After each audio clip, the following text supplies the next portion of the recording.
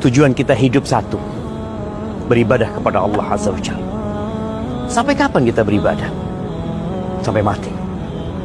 Dan ibadah itu butuh kita untuk memaksa diri kita. Manusia itu diciptakan malas, maunya santai. Berapa banyak orang yang menunda-nunda berangkat umroh, berangkat haji, menunda-nunda sholat malam, menunda-nunda puasa sunnah, menunda-nunda baca Quran. Harus dipaksain. Ketika engkau punya keinginan melakukan sesuatu, saat itu lakukan. Karena sejatinya kita nggak tahu apakah masih ada umur bagi kita untuk melanjutkan amalan itu. Intinya ibadah itu butuh untuk kita memaksa diri kita. Kita maunya santai jamaah, dan kita tahu itu. Barakallahu fikum. Kenapa seorang muslim harus melaksanakan umroh? Menghapus dosa, menunaikan sunnah Rasulullah, dijauhkan dari kemiskinan, doa-doa diijabah, mendekatkan diri kepada Allah.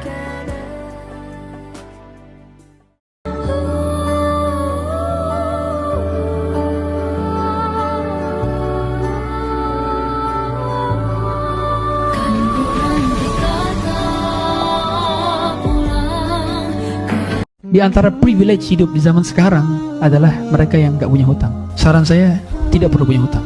Kalau punya hutang, tutup segera. Tenang, tenang.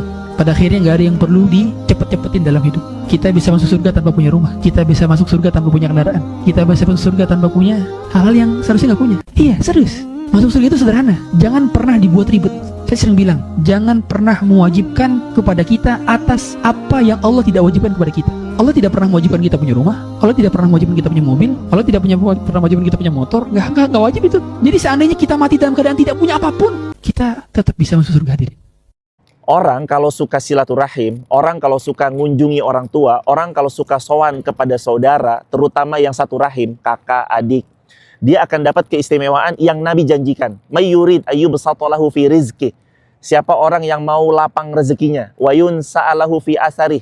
Dia mau diberkahi usianya, dipanjangkan umurnya, fal yasil rahimah, hendaknya menyambung tali silaturahim. Ternyata di tengah jutaan kaum muslimin yang pengen banget diundang Allah Ta'ala ke Baitullah, masih banyak kaum muslimin yang tak menginginkan undangan itu. Dan memang aneh rasanya, kenapa masih ada orang yang nggak pengen diundang Allah ke tempat yang paling mulia di dunia ini. Kalau direnungkan, alasannya itu bisa beberapa hal, tapi semuanya itu bermuara pada satu hal, yaitu hati yang belum tergerak. Ada yang takut habis uangnya, ada yang merasa belum waktunya, ada yang malah berpikir nanti aja kalau sudah tua. Ada juga yang bahkan nggak merasa itu penting, karena hatinya belum merasa merindu kepada Allah. Padahal orang yang nggak merindu ke Baitullah itu bukannya Allah tak memanggilnya, karena hatinya belum mau menjawab panggilan itu. Allah sudah membuka jalan, tapi manusia sibuk mencari alasan. Ya betul, berangkat umrah dan haji itu perlu banyak biaya, waktu, dan tenaga. Tapi kalau hatinya itu benar-benar ingin, Allah pasti bukakan jalannya. Karena bukan kemampuan kita yang membuat orang-orang itu bisa berangkat ke tanah suci, tapi adalah izin dan kehendak dari Allah Subhanahu wa Ta'ala. Jadi kalau hari ini kamu belum terpanggil, jangan tenangkan diri dengan alasan belum mampu. Tapi tanyakan pada diri sendiri, jangan-jangan hatiku belum mau menjawab panggilan dari Allah.